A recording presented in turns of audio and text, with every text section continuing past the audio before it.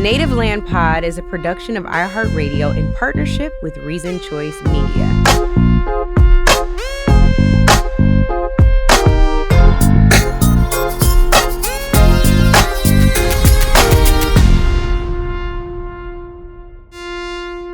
Welcome home, y'all. What's Welcome up, home. sis? This is an inauguration of sorts because this is the inaugural episode of Native Land Pod. I am Angela Rye. Well, hi, everybody. I am Tiffany Cross, and I'm so thrilled to be in conversation with y'all in a community with my sister and brother. All right. Hello, everyone. This is Andrew Gillum saying what's up. It's been a while.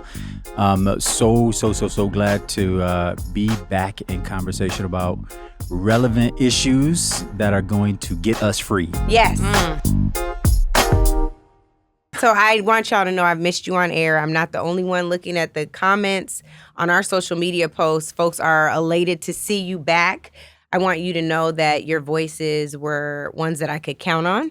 And I am so glad that now I don't get to just listen to them. I get to be in the business of strategizing with you all every single week as we try to bring people back home. Andrew, bring them home, and we're welcoming them home. And so before we kick this thing off, I have an oath that I'd like for you all to take because it's an inauguration. Okay? Well, Angela's a lawyer, It's and an I don't oath have a of lawyer hosting. present.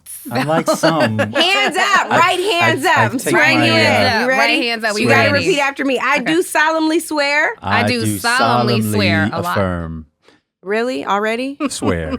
Dang, rebels. I do solemnly swear I do solemnly swear that I will faithfully execute the role. that I will faithfully execute the the responsibility. The role. The role. Just say it with I us, couldn't Andrew, like hear you it. I messing didn't up. hear it. Okay. Of co-host hear it. of Native Land Pod. Of co-host of Native Land Pod. And will, to the best of my ability, And will to the best of my ability. preserve, protect, and defend the truth, the truth, and the safe space the culture deserves. and the safe space the culture deserves. You're not done. Put your hand back up. Oh, I thought we. Oh my God. I put that on my own mama, I put that on my mama, I don't like doing on stuff my like that. hood.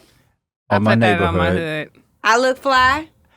We look Y'all fly. look fly. I look good. look You fly. guys We can't look even good. Y'all can't get It's Victoria. Andrew messing me up. But Shout we out took to those. Victoria Monet, okay? They couldn't even get through the song. I put that on my own mama. Like, what? Come on. Anyway, welcome home, y'all. So it would not be us if we didn't just jump right into all of the things political, and there is a lot going on. So we have to jump in, but I want to know why us? Why now? Why would you sign up to do political podcasting right now? Tiff, I'll start with you. Andrew, I'll go to you next. Well, thank you, Angela. And first of all, I want to say thank you for your words kicking us off, and right back at you, sis. People have missed hearing from you, and I want the listeners and audience to know that for our peer group, that Angela was the first person out there to take up space in truth-telling in a public way across the cable news spectrum.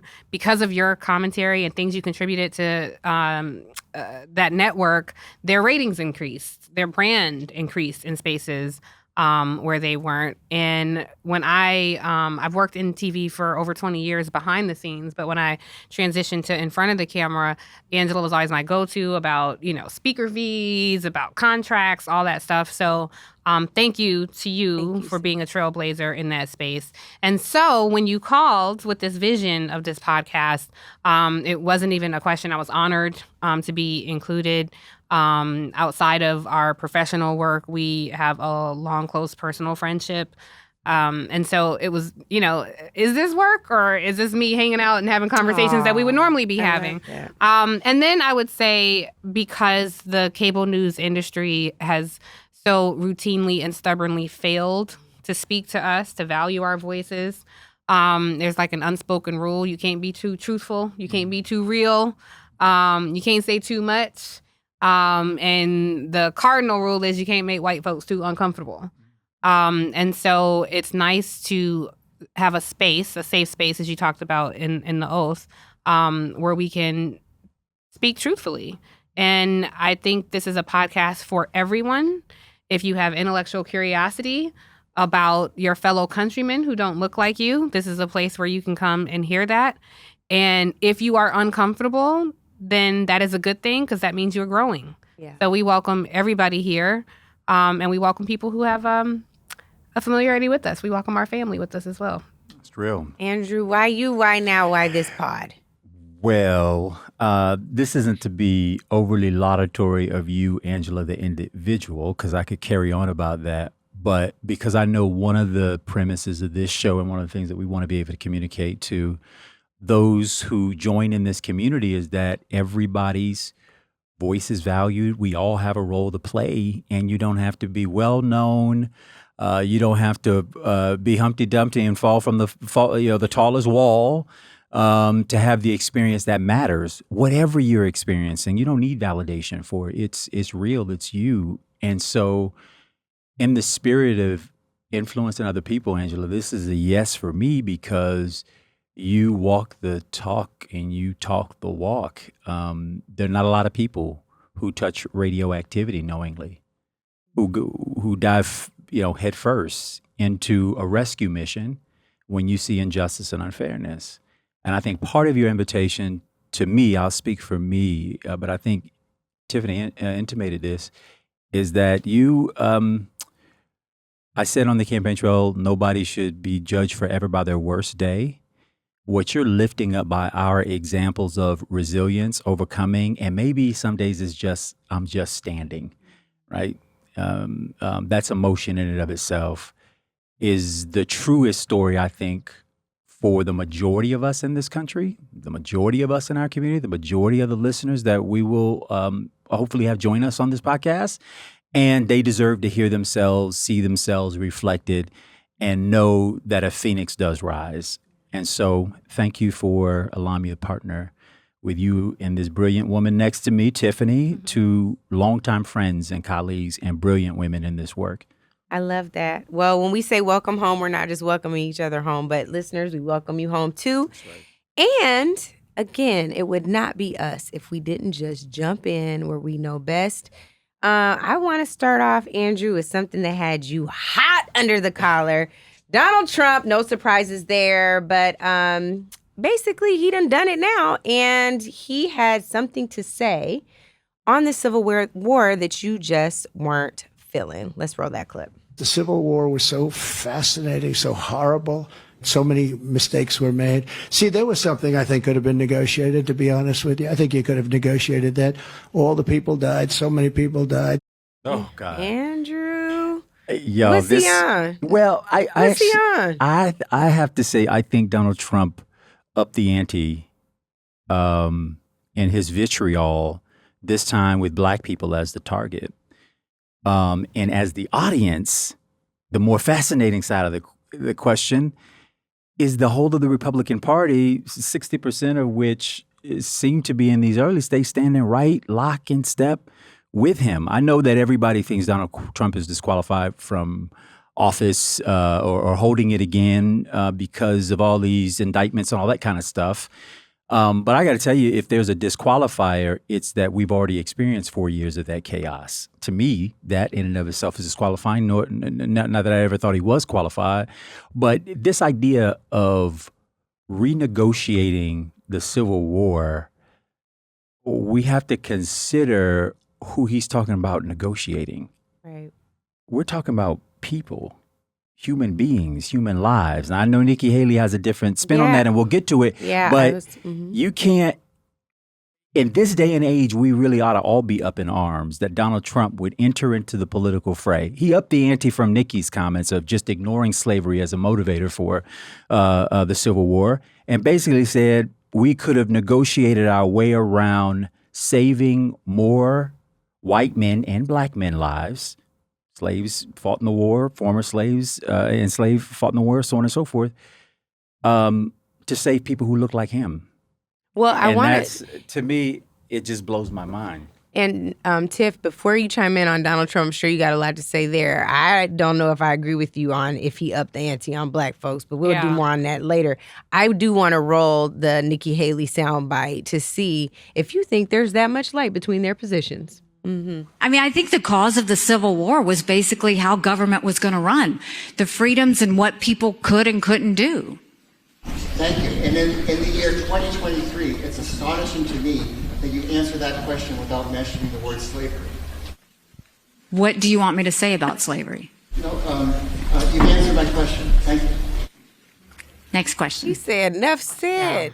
Yeah. Enough said. So, look, one, I just want to say to the listeners who are exhausted with hearing about Donald Trump, like, this is not a space where we will highlight this man every week by any means. But when he says something truly egregious, I do think he is the front runner of the Republican Party. And we have to talk about it and we have to address it. Closing your eyes, pretending he's not there is not going to make him go away. He is there.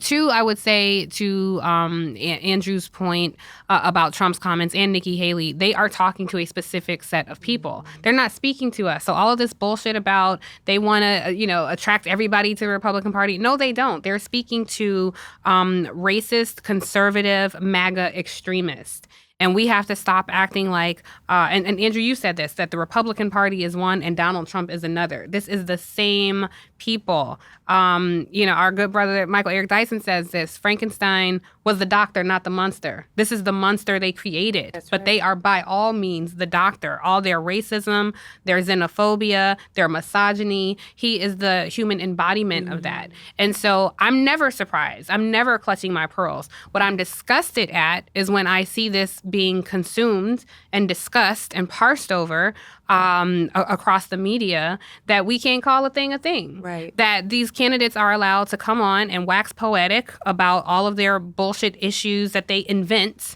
And they're never confronted with, but what about your racist ass comments that you said yesterday? That's why they go on these shows, because they know it'll be an easy pathway. They won't ever be confronted with it. Everybody on the panel will pretend that they're not going to talk about this. Even their voters. I think their voters have to start being confronted. When you do these, voter panels and talk to people, I don't know how you have that kind of panel and you don't ask, well, how are you comfortable with some of the racist comments that he's made? How are you comfortable with how he speaks about your fellow countrymen? And so, literally quoting Hitler. Absolutely. Everything about him is so un-American in the ideology that we have, that the hope of what we think this country could be, but it's also so very American in the way that this country was founded. So I'm disgusted by it. I'm unnerved by him continuing to be the front runner. And until media, which I do think has a very important role to play in democracy, until they start assuming that role in a more responsible, inclusive, aware way, I think they're helping to pave the way to America's final season. Textbook enabling. And one of the things, too, we throw in the Nikki Haley clip. We make it seem, or they have made it seem over time, like Donald Trump was the anomaly. You referenced this Frankenstein analogy that Harry Reid actually said. He said, that Donald Trump was the Republican Party's Frankenstein. You built this monster. Yep. Your dog whistles are now foghorns. Like, let's be very clear about what it is. This same thing that he's doing, doubling down on the Civil War, paved the way by state policy where they're challenging CRT. Now it's DEI programs. So we went from critical race theory to diversity, equity, and inclusion. And Donald Trump is like, oh, there's an obsession with Civil War. It turns out the Confederate soldiers were born again and showed up at the Capitol on January 6th. No surprises here at all. So I'm curious to know about your new vitriol, because it's been vitriol. I'm not new to the game, and I'm not new to the tactics of Donald Trump. I find it strange, the timing of wading into this, and I don't think that Donald Trump and Nikki Haley's comments are the same. Nikki Haley also, first of all, she's a contradiction in walking, because she's also the same woman who took down the Confederate flag and removed the Confederate statues off the state's grounds in South Carolina. That's what made many of us think that she was a reasonable person. If slavery had nothing to do with the Civil War, the Confederacy, then why was it so politically risky for her to then remove those emoluments? Well, you know what's changed. I know exactly what's changed, but to make the difference between what Trump is saying, I have not heard a Republican in mainstream, certainly not someone who has pursued the presidency, say we should have renegotiated that, and a lot of lives could have been saved. Because when you talk about renegotiate that, going back to Nikki Haley's quote, which was that, no, this was about the state's rights to decide their own governing. No, a state's right to do what? For another human being to own another human being. Right. How do you lose that fundamental? That is the issue. That is the thing not said. A state's right to own. So I get her saying that it wasn't about slavery, the commerce of trade of humans, and more about a state's decision to trade humans or not to trade humans. So not the trading of them, but the decision of a state to trade human lives, our ancestors' lives, to Donald Trump, who said, well, maybe if we could have carved up a few more states in the expansion territories for slavery, and then say this is it. It cannot grow beyond these places.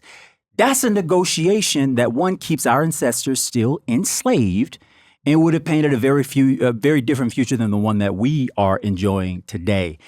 He moved the marker for me, and maybe it's a small nuanced difference, but it matters more to me because I want to know what Republican voters who are endorsing this are trying to communicate to the rest of us. And I refuse to believe, as a person who ran in a majority white state, overwhelmingly white state for governor, where we had unprecedented turnout, and I earned 4 million votes and my opponent earned 4 million plus votes, and we were 0.4% difference between each other in a race to elect a black man governor of the state of Florida, in addition to being a good public servant, so on and so forth. How can that same place so fully now embrace this man, and the only justification we give for embracing him is their racism? I think we have to be more curious about what is the subtext. Right. How can you vote for me one day and then the next day you say you're voting for Trump, and we then conclude that it's just a full endorsement of racism? Well, I think that's easy work. And I think we have to do the hard work here. And speaking of racism, we also saw terrorism at play, not just on January 6th, which of course we're just on the other side of that anniversary, but also at Mother Emanuel AME Church in Charleston, South Carolina. Of course, Joe Biden this week delivered a speech at Mother Emanuel and recognized the massacre of the Emanuel 9. We'll hear this because he also referenced the Civil War. After the Civil War, the defeated Confederates couldn't accept the verdict of the war. They had lost. So they say they embraced what's known as the lost cause, a self-serving lie that the Civil War is not about slavery, but about states' rights. They've called that the noble cause. Now, Tiff, I wanted that clip to roll, especially because Andrew was making this distinction between what Nikki Haley said, what Donald Trump said. It sounds like Joe Biden went right to the heart of what Nikki Haley said while standing on the ground where she was once governor. So, what do you think about what Joe Biden said? I think President Biden sometimes is inarticulate in the points that he's trying to make. I am not a Democratic talking head, as you know. I am not loyal to any Democratic Party. I think Joe Biden is a flawed man, a flawed president. When I cast a ballot for him, it is not because of my blind faith in this man. I think there are very legitimate criticisms about him. But if I have to choose between him and Donald Trump, I am going to vote for harm reduction. I would rather Joe Biden be in this position than I would Donald Trump. I think, this is someone who has, his first round, he made it a talking point that he could work with Republicans, that he could unite the country. And I think even then we knew, just as we know now, I don't know how to meet a bigot halfway. I don't know how to work with racists, and I don't want my leaders trying to figure out how to work with racists, because that means at some point I am going to get sacrificed, or something that is of interest to my community will get sacrificed. So, look, I don't know if that was the best, most targeted message by any means. I think this administration has needed some messaging help for sure.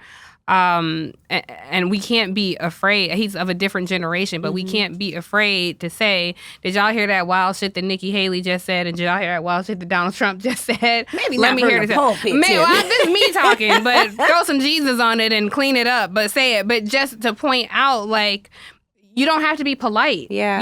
We don't want somebody who can negotiate. We want somebody who can fight. We want somebody who was going to stand up for us. And honestly, I don't know if Joe Biden is that person, but he's the person we got. And if you understand how politics work and how this two-party system works, that's your choice. Donald Trump is the front runner. Joe Biden is the incumbent and the leader of the Democratic Party. That is the choice you have when you go vote. To abstain is not helping. To abstain is to well, it's a choice in and of itself. That is a vote. Exactly. Yeah. To not vote is a vote. So I'm disappointed in the messaging. Andrew, before you chime in here, I think that part of the conundrum that Tiff is addressing in her response has to do with what happened also in this speech. There was a protest that erupted, and I want us to roll that clip. Without the truth, there's no light. Without light, there's no path from this darkness. If you really care about the lives lost here, you should honor the lives lost and call for a ceasefire in Palestine. Ceasefire now! Ceasefire now! Ceasefire now! That's all right. That's all right. Thank you. Look, folks,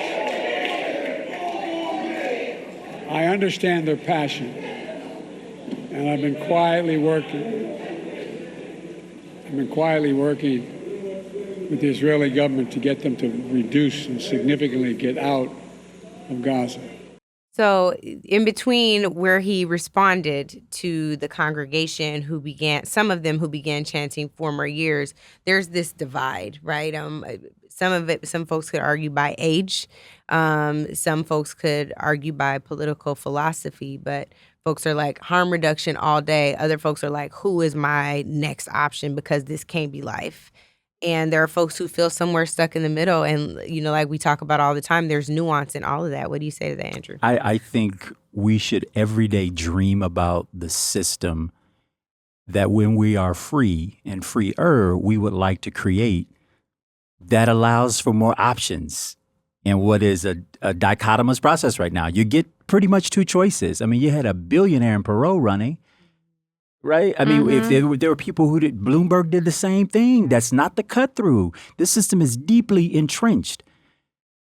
But while we are dreaming our best dream and building the system that we believe we deserve, we cannot unilaterally disarm from the one that we have. It has consequences. It prevents us from doing the other things. So for me, I know some people like to think of folks who say, it's an election, you got to vote, and we're middle grounds, we're softies. No, I'm a realist. I'm raising 3 children, 3 black children, daughter and 2 sons. And what I know for sure is that the actions that they make up here and in D.C. and elsewhere have consequences for our lives now, but also their futures. So every damn day of the week, I'm voting my household. Every day of the week. And when I'm voting, I'm not going in because I'm loyal to Biden and the Democrats, or I hate Trump and think he's a racist. I'm going to vote my interest. And I would argue most voters, when they choose to show up, because only half us going, are voting their interest. Yeah. And to just close the point on what I was saying before, and I need to be more curious about this Republican Party and this other side and what they're saying is, it's got to be something greater than I hate black folks or don't like them or don't want to see them rise that I think is motivating this, because it doesn't explain how you can vote one way this year, one way the next year, and they're in complete contradiction of not only visually what you get, but also value-wise what you get. I can't wait for us to, through, Native Land, further interrogate this question and just pull back the layer, because if we don't, y'all, we still have an electoral college, which means the majority of us are still going to be disempowered unless we can figure out a way to turn those folks on. I think that's exactly right. And speaking of turning folks on, the Iowa caucuses are upon us, well, at least on some, those who vote Republican. The Democratic Party finally did the right thing last year by reversing the order and saying, Iowa, you actually are not going to be first. Black folks who secured this nomination for Joe Biden in 2020 will be first. So South Carolina obviously now preempts Iowa and New Hampshire. But for the Republican Party, they're not just selecting delegates, they're selecting a candidate. I think we all know where it's likely going to go, but I don't know if you all have anything you really want to say there. I would just say that no diss to my fellow countrymen in Iowa and New Hampshire, but these are 2 states that are, I think, 93% and 94% white, respectively. and fried butter sticks and mayonnaise carvings and all the other things that they do at these. Look, County if that's what fair. you but if that's what you want to do, then do Don't that. hate on But I some fried also mayonnaise. think, but sure. But I would say Not even on Q-tip. We were like, nah. no. Tip was like, I like my sauce, but spare me. Yeah, like fried mayonnaise is the The devil. yeah. But I would say what has been happening has not worked. Yeah. And I think the one thing that I can say about Donald Trump is in 2016, he ripped up the political playbook. So when I see campaigns operating like it's pre-2016, I do wonder, like, well, what the fuck needs to happen for you to learn? You know, Right. like that ain't the game anymore. You know, like you trying to score a touchdown and we shooting baskets. Like it is a completely different conversation. So I think the infrastructure of the country and how these things go has to change. Everything from campaign finance laws to the primary process, to the two-party system, all of it. And so I can understand why people feel a bit disenfranchised and apathetic towards the process. And honestly, I think that's one of the things we'll discuss here every week because I am trying to reimagine democracy as well. And if we imagine it as a blank slate and we make ourselves the architects of it, then what does democracy look like to us? And that's the challenge that I would put to our listeners. Like, this is... What has happened ain't working. Right. No, that's real. All I say is I don't really care about what happens in the Republican primary, but I do because I know that the consequences are great. After largely, although Democrats won't know the results on Tuesday out of Iowa, they are voting. They're getting ballots. It's just 100% of them are voting through the mail. And their vote will be announced after we get a more diverse state into the caucus process. So, you know, that is what it is. All I'm saying is people start dropping out of this race pretty quickly. Hillary was told by her campaign manager after New Hampshire that night that she needed to drop out, that we were bankrupt after New Hampshire. Could you imagine 2 states in? Right? So it matters, y'all, because this process is being decided right under our noses, and it's going to be another 6 or 7 months before we even wake up to the fact that there's an election coming. Well, that is our POV on politics and the political news that matters a whole lot right now. But stick around because, as it turns out, politics are everywhere.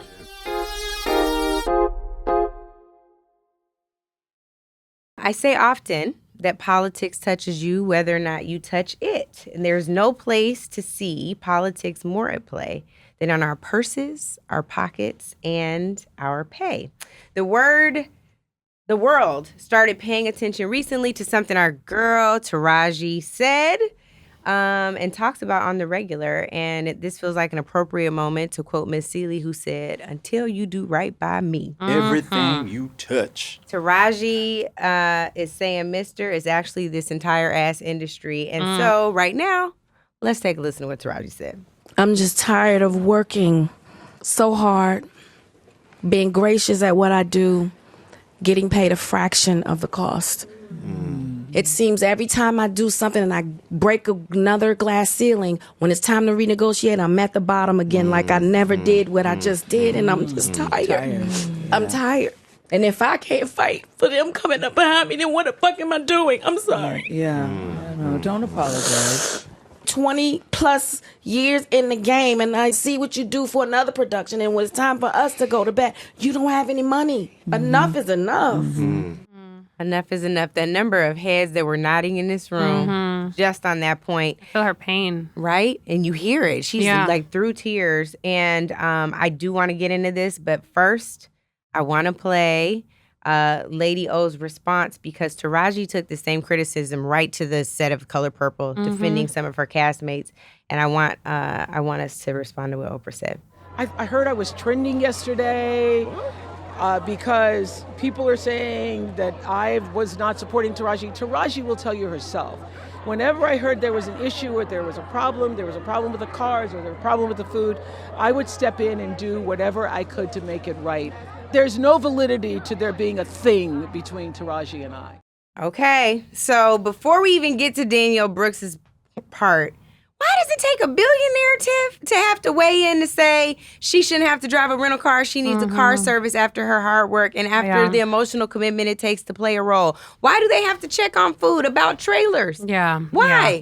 Well, let me first say I want to thank Taraji for her testimony because she does not stand alone. And when she spoke, she was not only speaking for her sisters in her industry, but for all of us, because who among us in this room and who among us at home listening can say that we have been paid what we're worth by a corporation?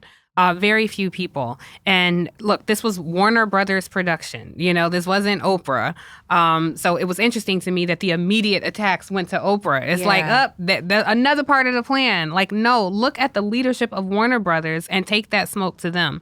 I also want to say about Taraji, when you're the first to speak out, you are often punished. Yeah. And so it takes courage to speak your truth because if you don't, people will think they're alone on the island, that it's just them. And I so understand her tears and the pain in her voice. I think all of us in this room have experienced that. I've been highly disrespected on the pay scale, highly disrespected, where I've made or garnered more ratings than your favorite white boy at the network, and he was making millions. Well, my sister, who's still, on set speaking the honest truth, grossly underpaid than her colleagues. And there is some attitude that we should be grateful. We should be grateful for the crumbs they give us while we sit across from you and watch you eat a steak, watch you enjoy a meal.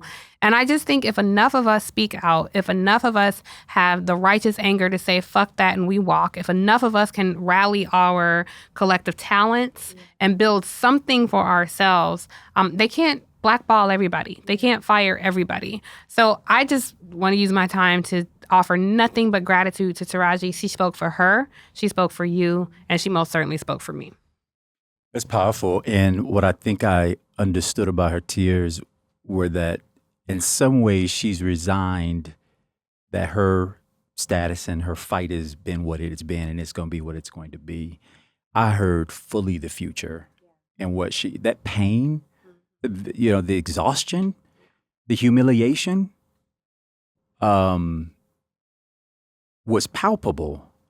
But that's the kind of connection you make when you are talking about and talking for the ages and not for the moment. And what I love is that her selflessness continues. What I know about Taraji P Henson is that working on a grant, was able to hand out mental health scholarships that she funded because she knows what a toll mental health, waking up, breathing, just showing up at work, the strain, the pain that is for a Black woman.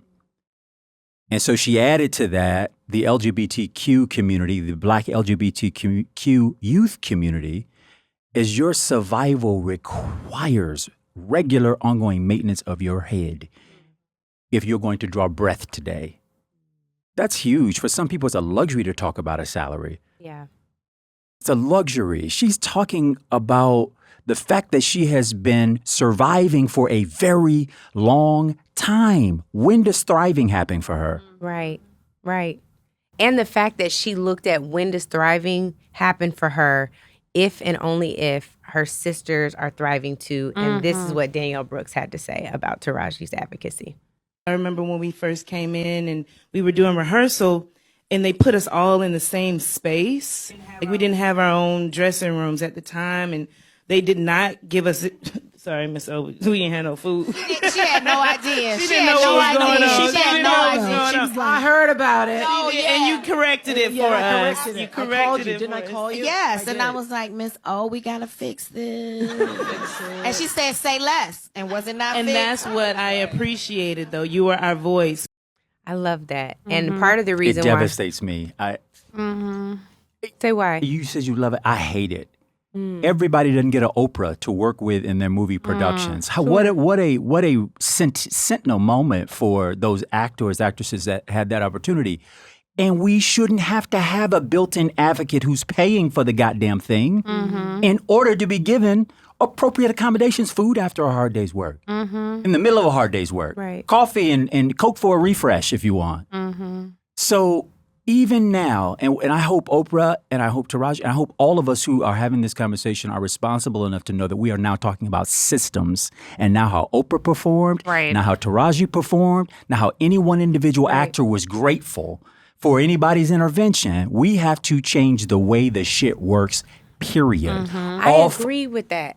Off jump. I agree I with know that. what they're doing, but I just and that's this not the sucks. part that I loved. What I loved is that even as I sit here across from you all, I know that I could count on you to do the same thing. Oh, for sure. I love that in our friendship, in our family, right, that is the expectation and the norm, not the exception. Yeah. I love that when we are on the road to thriving, because we should already be there given all the debt that our ancestors paid to this country. Of course we should be there.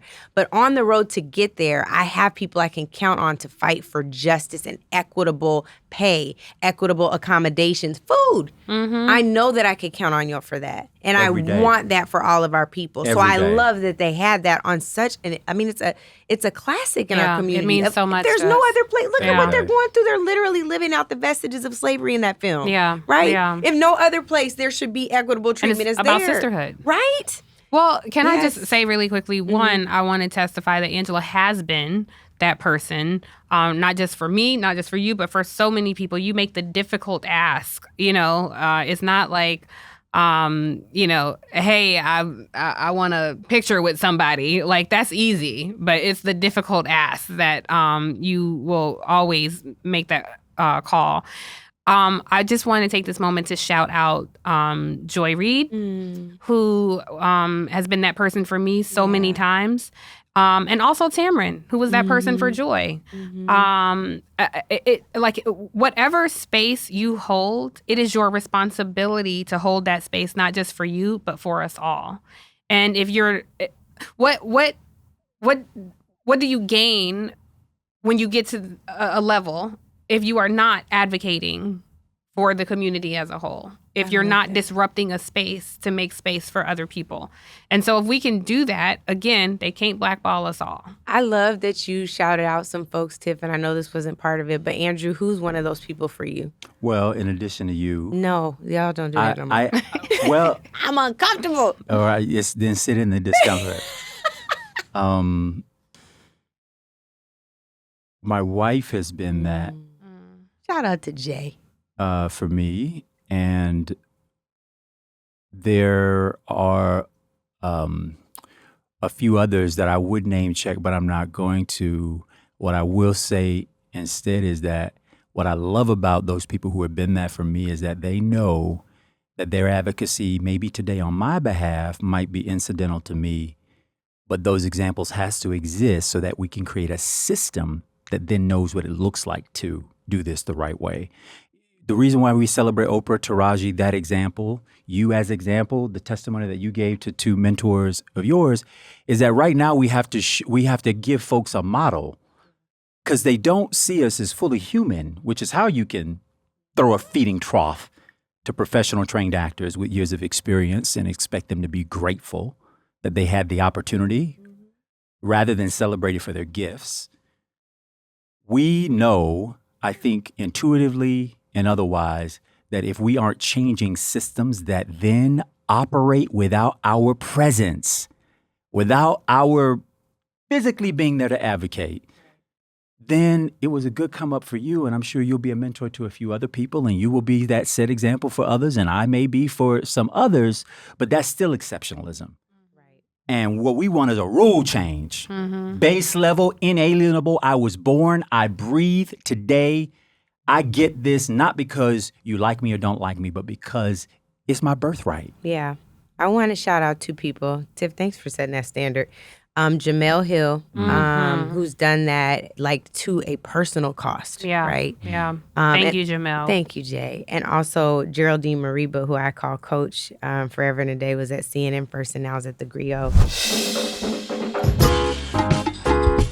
We have a really special segment that we're going to do every week, inviting people in to talk with us, to pull up a seat at the table. The people have spoken. They even we haven't even submitted the graphic yet to ask them for questions, but they put them in our comments. They were ready, y'all. So some of them have asked, and our commitment to you all at Native Land Pod is that you will always have a seat. And this week we pulled a couple of questions because we didn't have a lot of time. We knew we were going to have a lot to catch up on. I have no idea what these questions are. Well, but it's good. It's good. It's good. Okay. And so what we're going to ask you to do going forward is to DM your videos to us at Native Land Pod on IG, Twitter, and Facebook.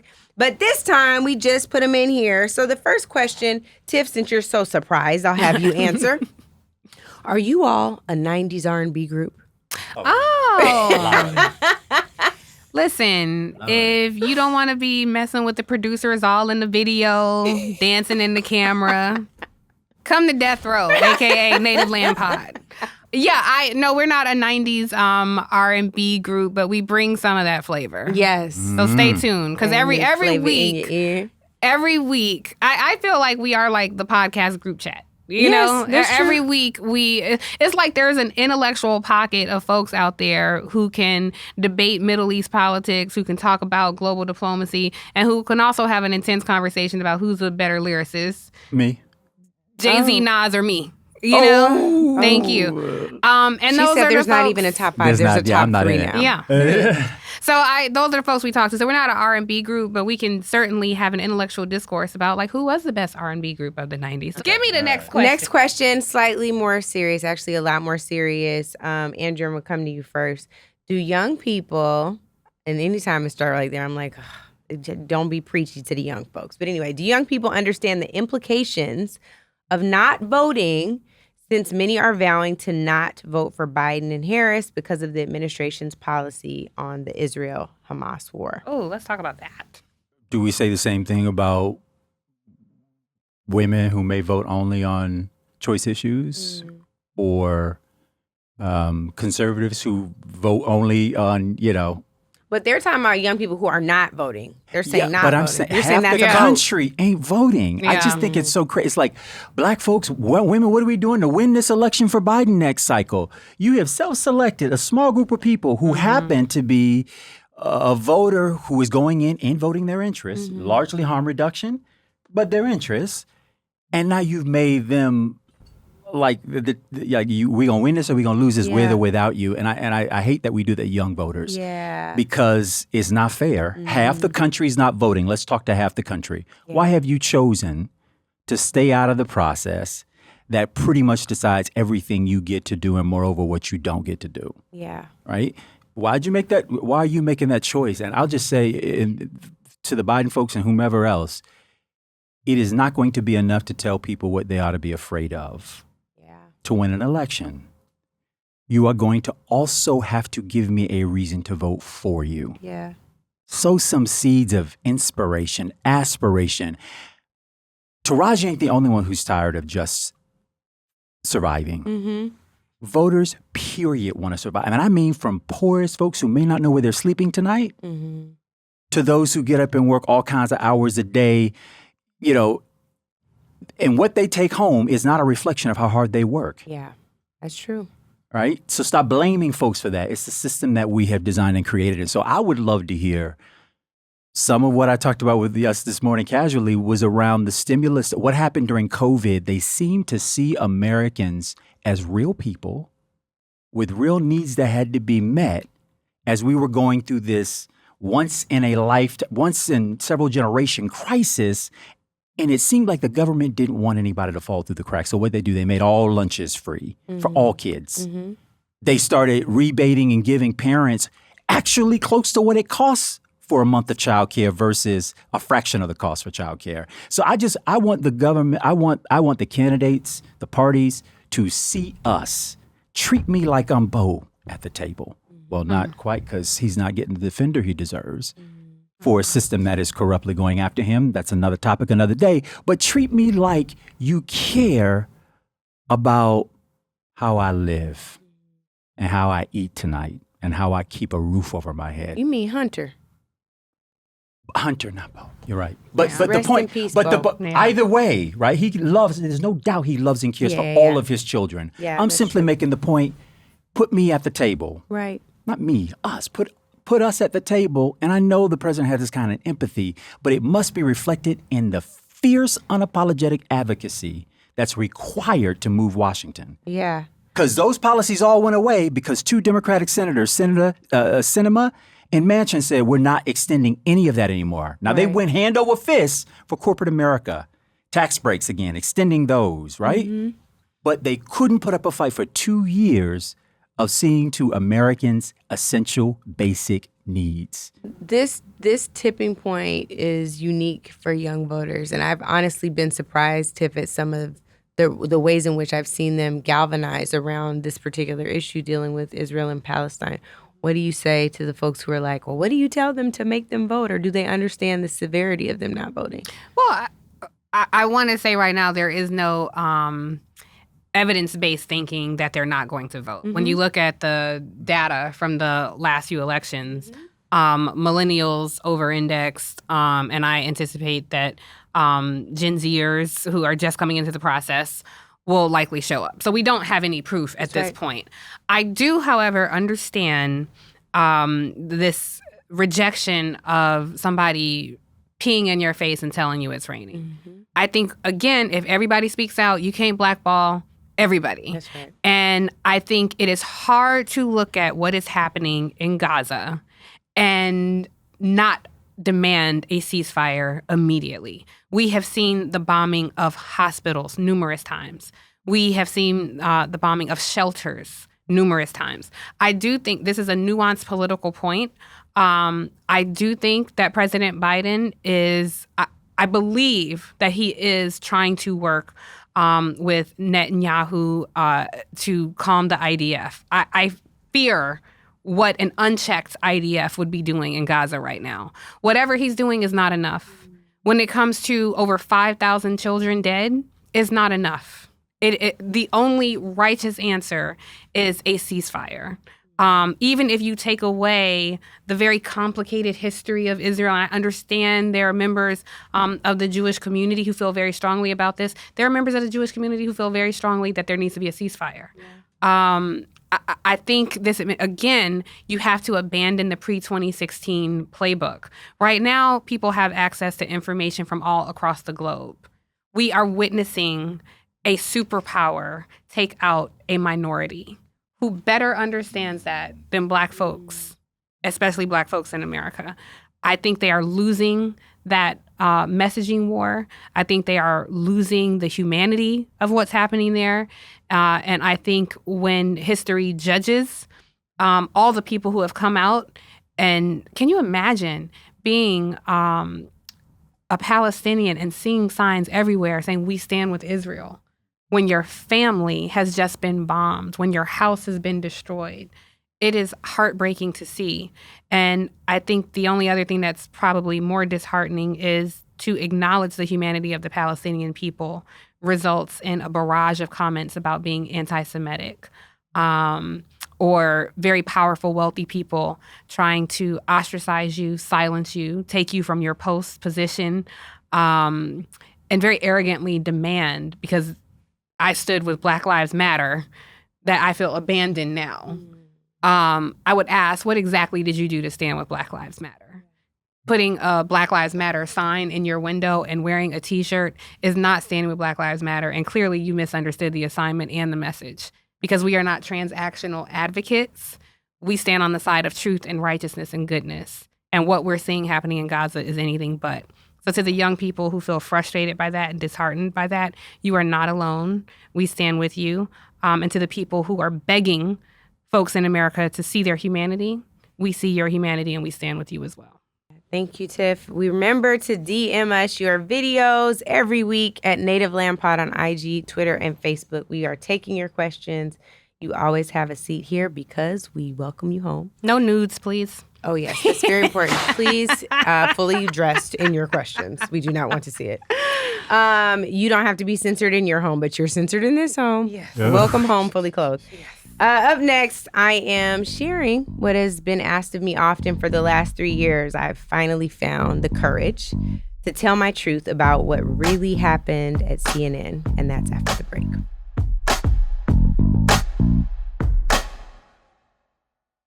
Every week, we'll be sounding off on something that matters. Our first 3 episodes We will provide updates on what happened since you last saw us. I'm up first, and my story is one that I never thought I'd tell and sits at the intersection, frankly, of power and harassment. So, you all know that I was a commentator on air and CNN for 6 years, and people have consistently asked me over the last 3 what really happened. There was so much that I loved. Andrew, as you know, we developed a squad and had some really amazing segments. Some folks were like, "Where is Tiffany?" We were like at MSNBC. Maybe one day she'll be at CNN with us. And there was a lot that was also really hard. There were a number of segments that we were in that felt like Mortal Kombat, and I would be emotionally exhausted and sometimes devastated after those segments. But the questions nonetheless have been, why did I leave? Did I get fired? Why did I disappear? And I think that I was in denial, really, that my seeming disappearance was as impactful as it was. And I wrestled with why and how for a really long time. In order for me to get to this moment, to tell this truth and my story I have suppressed for 3 years, I really had to extract my identity from the network that provided me the platform that helped to deepen me into my authenticity, particularly when I felt punished for doing the same. I was reprimanded for taking conversations that were on air onto Twitter, like many others, for sounding angry when my debate opponent challenged my credentials when they didn't have half of them. But that isn't really what closed the door. I got a call on January 21st, 2021, and I was told by the executive who oversaw contributors that my contract would not be renewed. That CNN, right after January 6th, a historic election where we got our first ever Black VP who was a woman and my friend, would be focusing more on COVID coverage and less on politics. I knew it was a lie, and it was confirmed when 2 Black women were hired for half my current contributor rate right after. Over and over again, I ran through scenarios in my mind, and I kept trying to deny, to erase one of the most embarrassing, humiliating experiences I had. I've never publicly shared this, but it is my truth, and it is the time. So just 10 days prior to receiving that call on January 21st, the darling of the network and one of the most influential hosts during Jeff Zucker's tenure was texting me about a segment idea he had for his primetime show. Chris Cuomo was suddenly excited about a prominent and regular role for me where I would check the left. Truthfully, I had my doubts on the genuine nature of this idea. Our on-air conversations and chemistry became something viewers look forward to. But Cuomo came up with this particular segment idea after a text exchange that went woefully wrong. I need this, I thought. A network exec had already told me they didn't see me as a host, despite my hosting a very successful podcast and hosting award-winning news specials on BET. This was my chance to prove them wrong. Can't I just ignore this indiscretion? It all began on New Year's Day when I posted a picture of myself looking forward to the new year in a gold sequin bikini on Instagram. Cuomo screenshot the image and said, "Happy New Year, tinsel crotch." Stunned, I read and reread the message a dozen times, trying to understand. If I somehow brought this on myself, since whatever you post on social is fair game, right? I teared up, like now, then the tears flowed. I felt like the safest place I had on a show on CNN had been compromised. I ignored it, just hoping it would go away, or even more. Did I imagine this? But I didn't. A few hours later, he said hello. I didn't respond for 2 more days, despite his plea the next day to call because he wanted to discuss work. I tried to punt until after the Georgia runoffs, asking a week later if he still wanted to discuss his work idea, despite him mentioning tinsel bikini and tinsel bottom along the way. As I think about this, it feels so fucking small compared to what other women in the workplace experience. But I was afraid to speak up. Between New Year's and my follow-up, an insurrection happened on Capitol Hill where I feared I would lose loved ones. I felt like if I called him out, I was risking everything I was finally starting to build with the network. And as someone who is known for being courageous, I cannot begin to tell you how much I felt like, even now, feel like a coward. In 10 short days, I felt like what was a clear ride to the promised land turned into quicksand. Even upon receiving the call about my contract not being renewed, I was talking to another network about a big opportunity and feared I would lose that work. And most importantly, the ability to reach the audiences I love in such a critical time if I spoke up.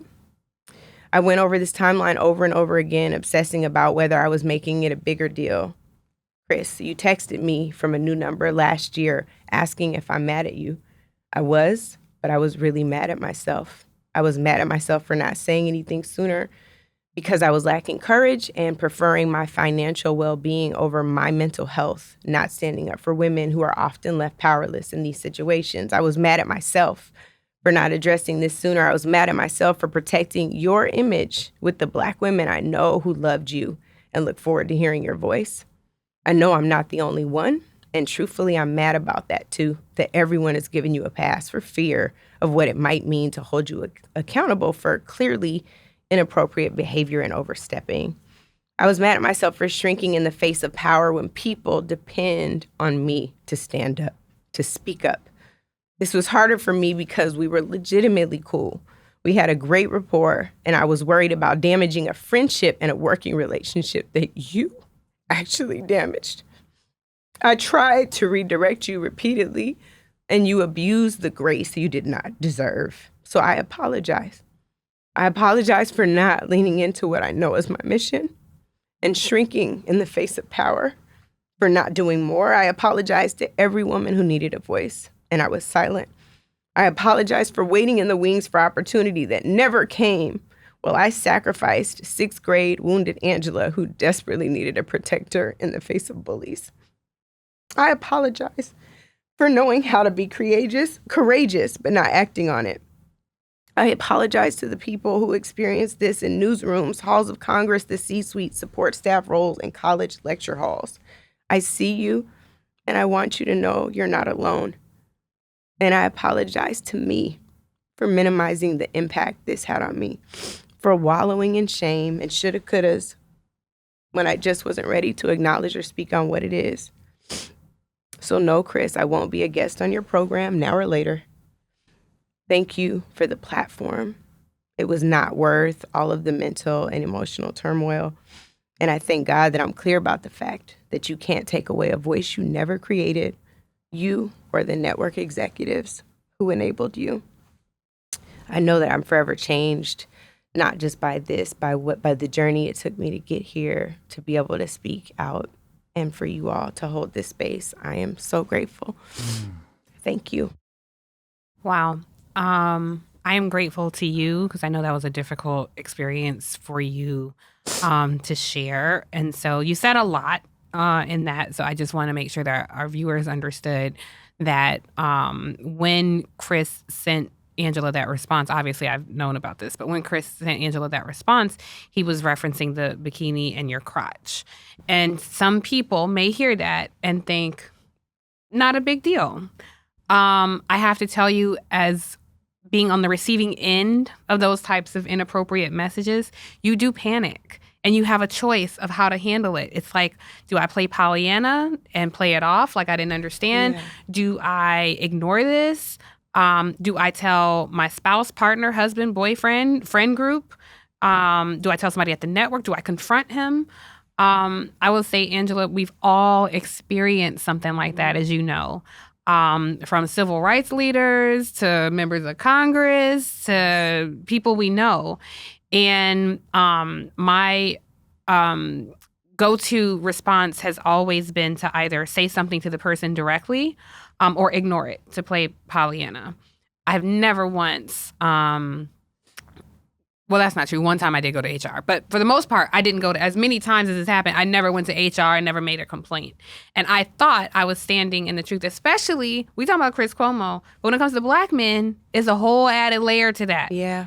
Because now I feel like I'm turning you over to a system that already punishes you. Yeah. And you are punishing me. And I am left alone in that space. Mm-hmm. Somebody told me, my very good friend Elsa said this to me, and I'll never forget it.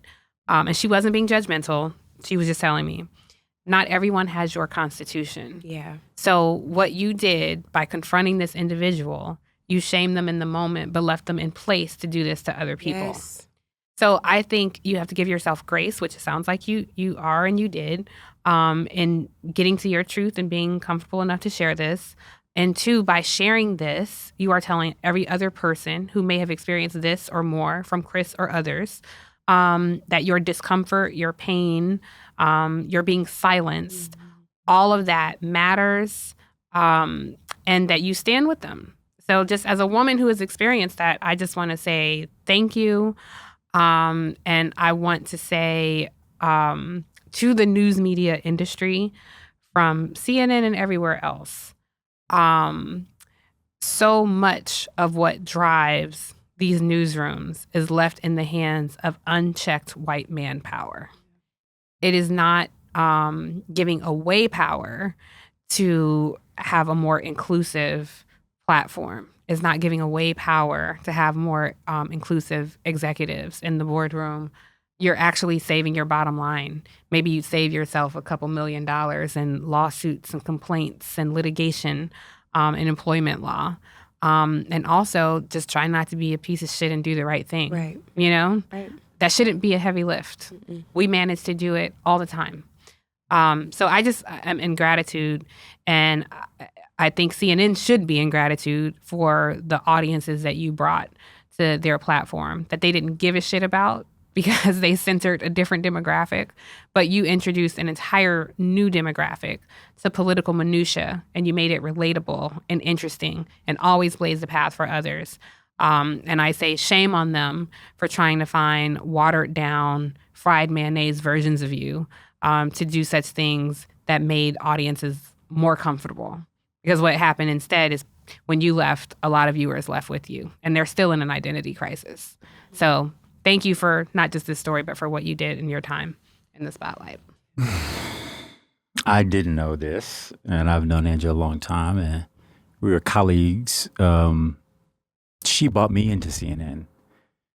We talked about her graciousness before. I'm only calling it out because let that be the example, folks, that you extend a hand out and up. This hurts badly. Because I love Angela, but I'm also raising a daughter. And it really terrifies me for the stupid, but stupid's too trivial a word. The irresponsible, the disrespectful, the life-altering things that we men can do too often, because you all can give testimony, probably after testimony of it, that completely alters the life of the woman because we couldn't demonstrate just a little bit of humanistic respect for a colleague. I had a young woman who worked in the office of the mayor who, shining star, harassed by a boss, would not let me intervene, would not let the city, would not report it, picked up her life, moved to a whole nother city, and started the search for a new job. She would have been head of a division by now. All because the man who's in charge, who she didn't certainly feel in her power to say no, because she thought 10, 15 years shot ahead of her. And if I say something, does my life change forever? Yes. Your testimony is evidence that life does change forever. It may have been 3 years of a revealing, but pain, suffering. I know therapy because of you and RJ, right? So I know you've been working through this. And I guess the short version of it is you didn't deserve your bikini shot, is your joy, is your business. It ain't nobody else's business, and it absolutely is not an invitation for someone to disrespect you or to open up a whole new line of conversation that they don't deserve to be in with you because they couldn't check themselves in the moment. And it's not my intention to sound preachy. I'm reminding myself, and I'm hoping that for guys out here, particularly those who have the position or in position to alter, meaning the person doesn't feel like they can equally stand up to you. And that happens for colleagues who are here, and that also happens to colleagues who are superior.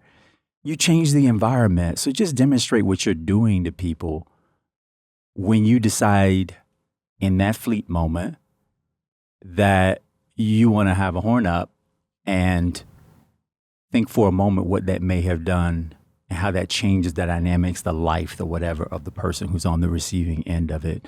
You and I both know Chris, and the reason why you mentioned hurt was because you were friends, and that relationship you didn't want to have to release. And that relationship was able to get that way with you, Angela, because you knew him to be a good guy and a person who respected you. And the truth is that two things can be true at once. I know that's true for me. It's true for you if we were all to have it in this moment. And your testimony to me is a level up for all of us in listening ear, that we have to check ourselves, be aware. And it don't have to be that hard. It really doesn't. But I thank you for your testimony. And I just pray with you that grace continues to abound, because you didn't do a thing to invite or to deserve sexualized disrespect. I have a question. Okay. You were talking about your exit from CNN. What is the correlation? Do you think this had something to do with your exit? Yeah, it was 10 days apart. Yeah. But I also want to say, you don't need evidence. You don't need an email. You don't need the back channel exchange. You don't need anything. Well, he was brutally cold when I told him that they didn't renew my contract. I'm not interested. For me. Angela, yeah. I'm telling you right now, because this is part of the re-victimizing that we do. When we call on the victim to tell us, are you now going further to suggest that because of that thing, then this thing happened? Because of A, did then C result from empty B? And I'm telling you, that ain't your job to piece that together. Yeah. But I think that part of what I was saying is I would go back and look at these text messages in the timeline over and over again, trying to make sense of it. So I don't know whether it happened or not, but that is certainly what I believe now. It's 10 days apart. The darling of the network, the person who, when he was released, blew that thing up. Everybody knows about Jeff and Allison because he blew that thing up, right? At least those are the optics. So if you have that much influence to tear that bitch down when you leave, certainly my little contract. Can I ask again, and I'm not trying to re-victimize by any means. No, I'm not taking did you, outside of that incident, did you feel respected by the network? I think that's yes and no. I think every time there was a moment that went viral that wasn't planned, because no moment I had that was viral was planned, they would send thank you, congratulations. There were moments of racism on air where producers apologized for some of the things that happened. I think largely, yes. More often than not, yes. But there were certainly issues along the way. Yeah. And I told you, and I was like, I started seeing my attitude. What I didn't really realize is the attitude was a guard and a bracing for when I had to be on air with him. Like, what is he going to say? Now that I'm on air, are you going to send me another message? Even the fair game point that I mentioned, he actually said that me posting that picture meant it was fair game, because I told him to leave my bikini out of it. It was like, fair game, chump. I think this is a good lesson for, our listeners out there. In your mind, it might be a joke. In your mind, it might be harmless. In your mind, it might be fair game. It is not. It is not. Think about how we receive those comments. In most cases, we are not as physically strong as a man, so there's already a power dynamic. You are a host at this network. Angela is a contributor. He was like this with Jeff Zucker. They were super close. Angela, you're not calling Jeff Zucker like, hey, you want to get lunch in the Hamptons this weekend? That wasn't your relationship. So the power dynamic is off. And what that does to us, I just don't think people always realize that. And so I hope this testimony is a lesson to people. Even if you disagree, you got opinion, whatever. Take it as a lesson. Choose the side of caution when thinking.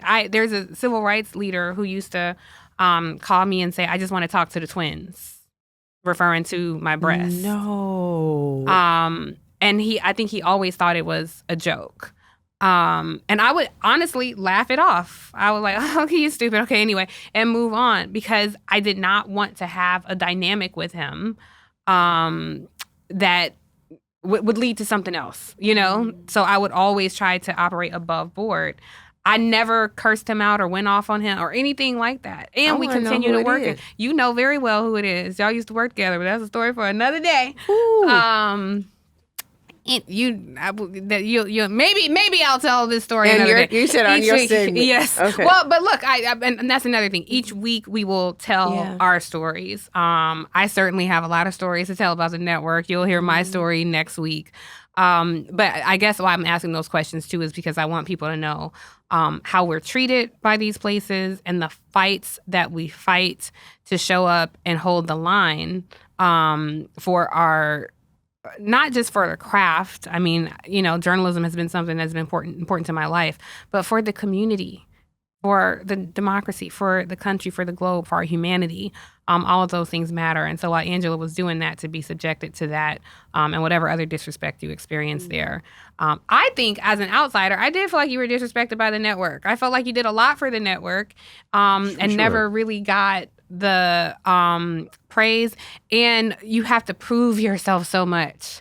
Like y'all will pluck any has-been who gives a shit Republican and give them a show, or you'll take somebody who is not, you know, in media or not on a serious side of media, but it's like, oh, I can take a Black person who is an entertainer and give them a show, but somebody who is articulate, a law school graduate, former executive director of the Congressional Black Caucus, business owner, all of those things can be intimidating to people. Somehow you have to prove yourself.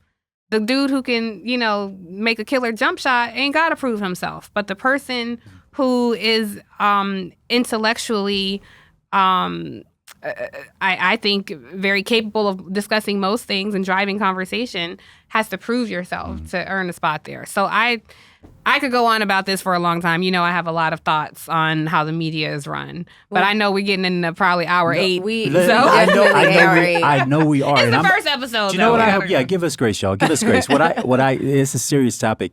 I am struggling, all bouncing between my ears about this, what we invite and then what becomes fair game. And I hope that I'm going to share a little bit of this too during my testimony about that whole idea. I used this analogy earlier. You decide you want to go to a club because you want to hear music or whatever your motivation want to be, and you looking great, right? Stunner. And someone at that club decides that they're going to slip your drink, a Quaalude, or whatever it is that causes them to knock you out and then take advantage of you. Is it then the choice that you made? Is it your fault? Is it now fair game that whatever happened after that drink is your responsibility because you put yourself in a situation? That isn't the situation you put yourself in front of. You put yourself in front of advancement off of proven, deliverable work, your work product. You didn't invite anything else. And on your Instagram, you can do whatever the hell you want to do. Just why some people know to DM you, because they know that if it were for public eyes, it would not be appropriate. If you have the discernment enough to know that you can't go in that timeline and write that, that's a good point. Then you know the difference between what's appropriate and what is not appropriate. So the invitation isn't an invitation until I extend it to you. That's a good point, because he didn't make that comment on Instagram publicly. It was on text. Yeah, and again, we know we are running these traps in our head. Yeah. If you run that trap, run one more. Do you respect that person as a colleague, or do you acknowledge that they are a colleague and possibly your actions can deteriorate, destroy, cause monumental shifts in the lives of the other person? Now, most of us aren't that selfless to do that, but I think we owe ourselves and our listeners a real more fulsome conversation on these boundaries and what we invite. Yeah. Because a lot of us got it twisted that if you put it in the public space, it's fair game. Whatever that is, I can take it to the most humiliating, disgusting extremes. Because you wore a bathing suit that everybody wears. Well, This was heavy. I appreciate you all for creating this space and holding space. But we did promise our listeners that every week we can't help but when we get together, it's not just a talk show. We also will have a call to action. So if you had to give the listeners of Native Land Pod one thing to go off and do when they turn this off, not until the benediction, but when they turn it off, what would it be? Post and recruit 5 of your friends. Arrive with 5. Arrive with 5. And subscribe, download. Oh, you got bars like Tim. Arrive with 5 and subscribe. The Native Land Podcast, because I honestly believe, going religious, we were chosen for such a time as this to do the work that we are going to do, because if we don't do it, that work will never be done. We weren't brought through it, to it and through it, to sit on the miracle of it. Somebody on the listening side has to know that if I take a courageous step, there's life after. Yeah. Share it. Arrive with 5, y'all. Download. Arrive with 5. I like that. Mine is a little different. I kind of talked about this a little earlier. I would say after you post, follow, and do all the things with Native Land Pod, get the fuck off your phones. Okay? Be present. Stop scrolling through Instagram for hours looking at nonsense. Stop talking at brunch about celebrity gossip. Stop. If you're doing that, at least spend as much time talking about shit that matters. It's a consequential time. If you sitting around like Cat Williams said what, and they broke up with who, and who did this, that's fine. We do that in our group chat too sometimes. I mean, we're going to talk about, pop culture for sure. If that's the bulk of your conversation, take a look at what's happening around you. Not just here in America, but across the globe. Give a shit about something other than filters. Have some curiosity about what is happening in your community. Read an article from a reputable outlet. Read a book that is edifying to you. And I don't mean to sound judgmental. Again, you guys, I get on the shits too. Like I'm here for some of it, but it cannot dominate my life. And the next time you're out with your friends at brunch and I look at all these tables and everybody's looking down at their phones, nobody's looking at each other, just stay off your phones. Connect with the people around. You're doing something interesting, looking at what everybody else is doing. So just put that aside. I think these smartphones have ruined so much about society. Like, just get off and be present. Tiff said, "Get a flip phone." Mine is to please not. They challenge us regularly not to parrot talking points, which we do not do. That criticism gets really old, but I would actually challenge y'all to do the same. Please do not parrot talking points. The thing that you read that maybe went viral that you thought sounds real dope, challenge that thing. Stress test that thing. Even if it's from us. Fact check that thing, right? Like really do your own research and really decide what is the truth for you. I think that's so important in this day and age. Before we sign off, I want to remind y'all to subscribe to Native Land Pod right now and check us out on YouTube. New episodes drop every single Thursday.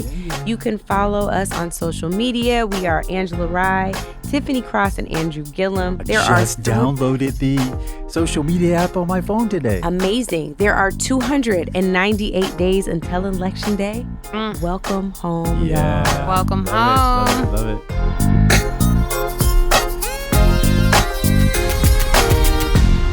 Native Land Pod is a production of iHeartRadio in partnership with Reason Choice Media. For more podcasts from iHeartRadio, visit the iHeartRadio app, Apple Podcasts, or wherever you listen to your favorite shows.